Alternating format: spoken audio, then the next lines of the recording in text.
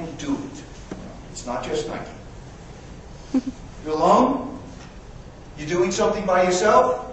Nobody calls, nobody writes. You know how many grandmothers it takes to change a light bulb? None. She'll sit alone in the dark. Nobody comes to visit anyway. You gotta have people, whether whoever it is. I don't care whether it's a family, it's a friend, it's a pastor, it's a colleague, it's a coach, whatever it is. Okay. Not alone. Okay. You have to get unstuck. Do things rather than think about them forever. You're not going to be perfect. Don't try to be perfect. Try to be very good, but you will not be perfect. Okay? Set sights forward. You know, when we were talking around the table a lot with our verbal resume, and we're saying, stop telling people where you work. Tell them where you're going. You know, one of the reasons I stopped being an accountant, because the auditor was always taught to be on the tailgate of a truck, seeing where they've been. That's not something I enjoy doing. I want to be up front and see where we're going. Okay? And by the way, when David said about my being a CPA, I am a CPA, but I'm also a CPA. Anybody know what CPA stands for? Constant pain in the ass. And I am. Be active rather than static. And worry, stop. It's not a solution to anything. Worry never solves the problem. Oh, I wonder if that person's going to like me. I wonder if I'll have a good interview. You know, you keep wondering, it's not going to happen. Anybody know what OAA is?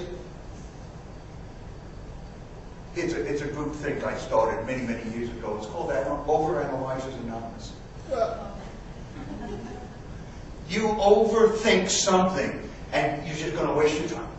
Figure out where you want to go and start going. So, the 4-step plan for today, make a list of things you have to do. Okay? Pick 2 things on the list. Then do it. Go back to step 1. Now, somebody's going to answer the question, okay, when I make this list of things I have to do, I become overwhelmed. Get over it. What if I don't put everything on the list? Get over it. Which 2 things should I pick? It don't make a difference. You've got to get in the habit of getting things done. You know what's important for you. And you just got to start getting that momentum and start moving in that direction. And then you'll start, this week you might pick 2 things, and, one of them is making some dinner, then the next, and the other thing is, picking up my kids at school, and then all of a sudden you start thinking about, oh, well, maybe I should call these people back and see if they want to have my interview and stuff like that. So you'll start figuring out. But if you look at them in terms of taking 2 things, go, do it, get it over, move, okay? And, if you put off answering that phone call, when that comes in, guess what happens? You spend a lot of time in telephone tag with somebody. You save a lot of time by picking up the phone and saying, no, I'm not interested in talking to you. Some words you need to know about being unstuck. You're all very smart people in this group. Okay? There was a time in my life where I knew everything. That was when I was young. I now know that there's everybody in this room I can learn from. Not one person here. And so I know that whenever I find a way to talk to somebody, I find out the way they think, the way they do things, and so on. You have to find a way to differentiate yourself. You're an accountant, you're an attorney, you're a writer, you're a church pastor. There's something different about you. You're long, tall, short, fat, thin, whatever it is, your experience is different. I make sure people understand that I'm not originally from Colorado, and after 30 seconds talking to me, they understand that. So I don't have to tell them. You can brand yourself. I'm the Getting Unstuck coach. How many words is that? That works. I help people get past go. Where's your starting line? That's a simple brand. What is it? What's your brand? How do you want to handle it? How big's your network? Why isn't it bigger? What do you do about networking? Are you afraid? Do you converse? Do you ever ask? And we came up with a magic few words, 4 or 5 words.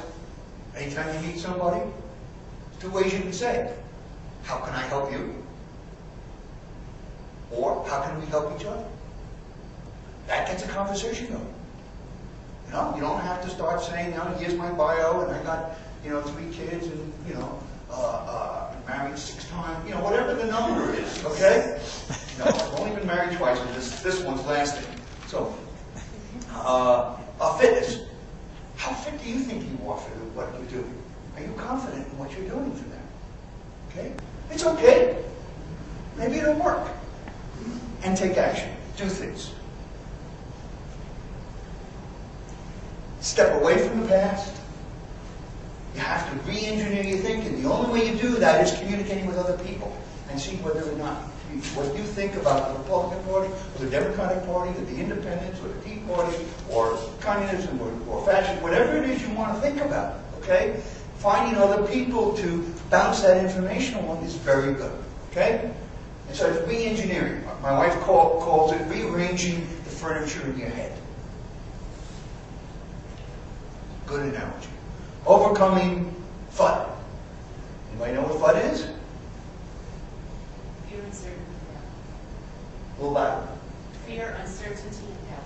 Actually created by IBM when they were selling mainframes against everybody else, and so they would establish fear, uncertainty, and doubt.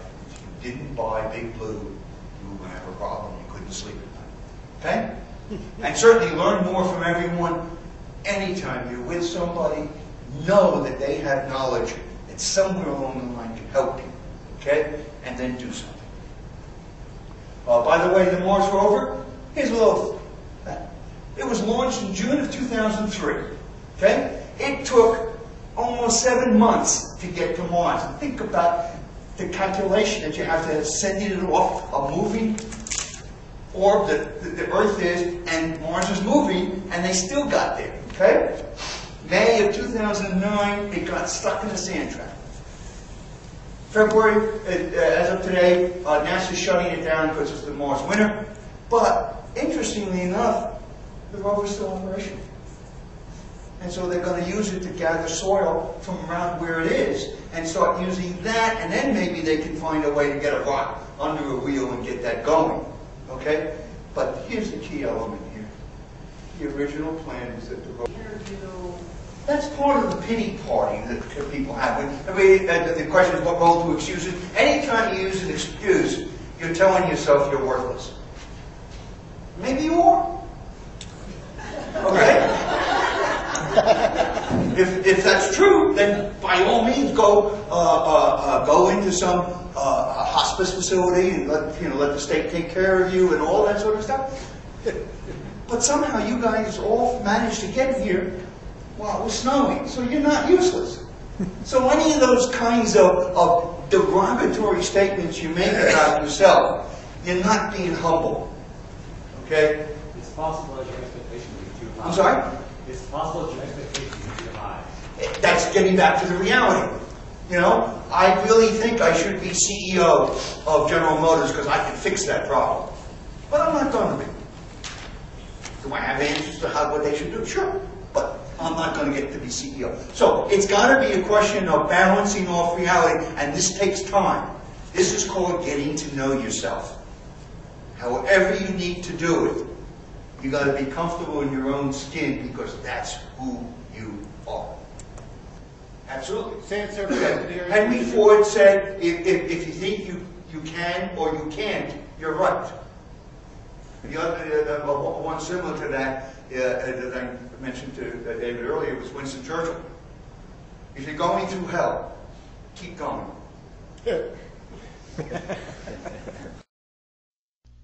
This is Richard Oppenheim. Thanks for listening. Thanks for watching. Any comments, questions, ideas, thoughts, please contact me.